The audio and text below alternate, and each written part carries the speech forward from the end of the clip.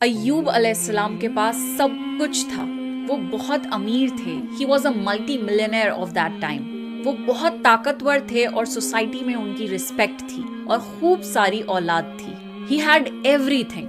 फिर अल्लाह ने उन्हें आजमाया और उनसे सब कुछ छीन लिया।